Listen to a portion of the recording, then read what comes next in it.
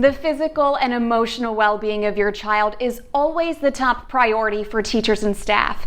And we realize these uncertain times with many new safety procedures like masks can be a lot for children to understand.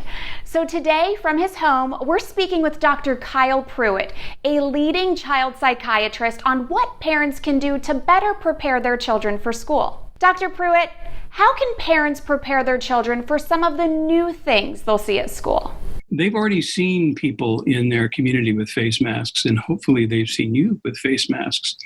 And they know that you're still back there, you haven't changed, and you're already skilled as parents at helping children manage the things they can't quite understand. We're going to have to step back, get practical the way that you always do, whether you're getting them ready to go visit a new house. And so remember, you already have these skills. So face mask wearing is one of those things that first of all, you can ask them what they've thought about it so far, if you haven't, and see what their questions are. And don't rush in to fix it immediately. The answers are very important to your children, but don't make the answer more important than the question. It's the most important thing.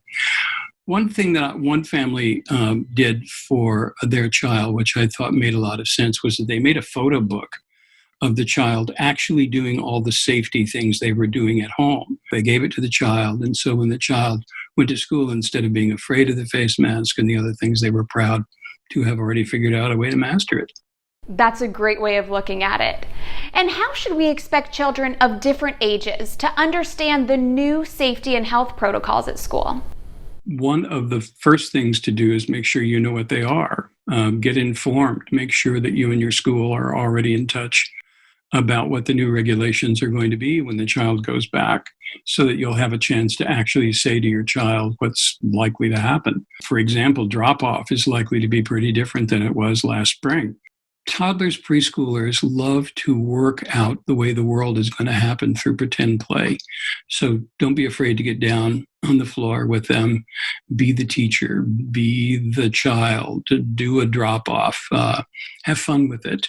And then ask the child how they're feeling when that was their job, or what would you like the teacher to do. The pretend play is a very important part of figuring out what's on their minds. The younger the child, the less sense all these regulations and rules are going to make. You know that.